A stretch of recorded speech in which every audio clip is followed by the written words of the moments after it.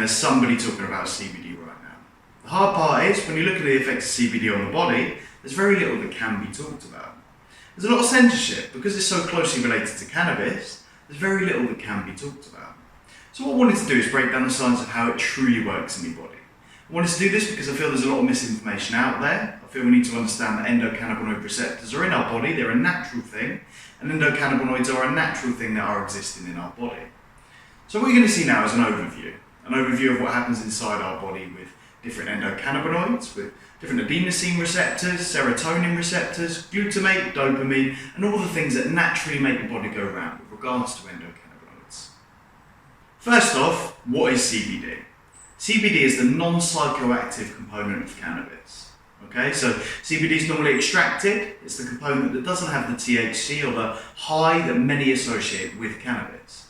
The THC element is associated with recreational use of cannabis, portrayed by stars such as Snoop Dogg. But with CBD, it's non-psychoactive, so it works differently on different parts of the body. Thing is though, it goes a lot deeper than the fact that it's not just THC. There's a lot more that goes on inside the body. You see, we have two different receptors, CB1 and CB2. These are all throughout the body and not just in the brain. They're not just affecting the psychoactive portion of the body, they are affecting the brain, but also, even more so, all throughout the body. In our inflammatory system, in our immune system, and everything that we need to know there. CB1 is found mostly in the brain. So CB1 affects your mood, it affects your emotion. It affects a lot when it comes down to your appetite, even coordination, movement and pain that relates to your brain and how you perceive it.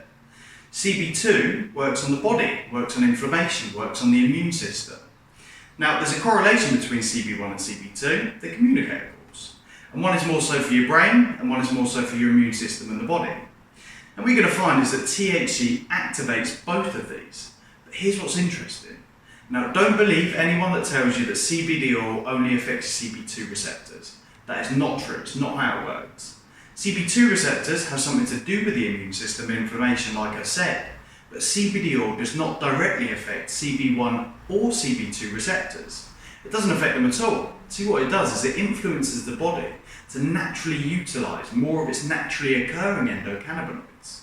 See, endocannabinoids are things that our body creates, but we also get them from foods and various polyphenols that we consume. So a totally normal, natural thing. But whether our body uses them is a completely different story.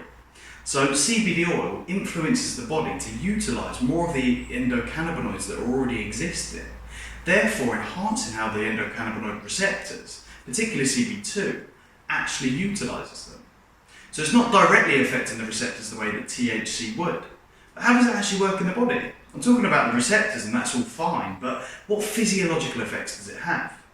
Well, here's the interesting thing. Even though you have a natural utilisation of these endocannabinoids, it doesn't necessarily mean that the endocannabinoids are the be-all and end-all.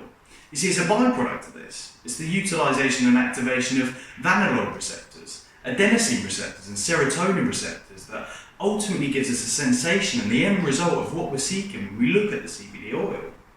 The vanilloid receptors end up working with body temperature. They help you regulate that system in the body. Also helping regulate inflammation in different ways. If we have a higher body temperature, it's going to affect our inflammation. If we have a lower core body temperature, it's going to affect our inflammatory levels within the body. So vanilloid receptors play a key role, and they're directly correlated with the endocannabinoid receptors. Really interesting one, adenosine. Ever had a cup of coffee or energy drinks or caffeine? So you know that excited, excitatory feeling that you get. What happens with adenosine is you end up blocking adenosine with caffeine.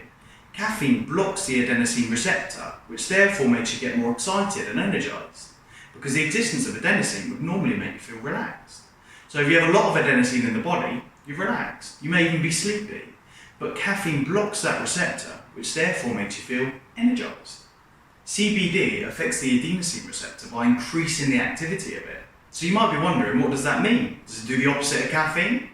Well, kind of. It's going to do the opposite of the bad effects of caffeine in some ways. When we have caffeine, we're basically blocking that adenosine receptor and therefore triggering a secondary response. What that means is adrenaline, noradrenaline or epinephrine, all the catecholamines that cause us to have a heightened sense of awareness or alertness. That's what's giving us the energy. It's not specifically blocking the adenosine, so when we do allow adenosine, we don't have the opposite of adrenaline, There really isn't an opposite of it. It's not either on or off. You don't go polar opposite with it. You're slowing down the adrenaline. You're allowing your body to relax. So it's not like you're going to have a negative effect where you're going to be tired or sluggish or fall asleep on your boss. You're going to have a calming effect, which is why so many people are utilising CBD oil. They're just confused as to why it actually does it. Then we can talk about dopamine receptors. Dopamine is the reward system in the brain. When we activate dopamine, it allows us to feel better all the time. But it allows us to naturally utilise dopamine. We're not taking exogenous dopamine, we're not taking drugs, we're not taking recreational drugs, things that are actually causing us to have more dopamine. We're naturally increasing the body's utilisation of existing dopamine by enhancing the receptor sensitivity. Just like you wouldn't keep filling a car with a leaky gas tank with the hope it would get you home, you patch the leak. At the same time, we can talk about glutamate. It's something that's excitatory. It actually triggers energy. But too much of it is a bad thing. Too much glutamate can cause a seizure. It can lead to all sorts of bad things. Glutamate is something we don't want a lot of. However, an amount of it can trigger energy in the right places. So when you think about the calming effect of adenosine, and then you combine that with the specific energy effect of glutamate, you actually have a really unique thing. You're calm, but the glutamate is activating, energizing specific parts of the brain. Specific parts of the brain that are correlated with memory and attention. So thereby, you could have the right energy in the brain, stimulating the creative process, all whilst feeling calm. So feeling calm, relaxed, anti-inflamed, all whilst feeling still awake in terms of your brain. So very powerful when it comes to that. Then of course, we look at the serotonin receptors. CBD activates something known as 5-HT1A. 5-HT1A is in a very similar way as an SSRI, a serotonin reuptake inhibitor. It allows our body to create more serotonin and utilise it more efficiently.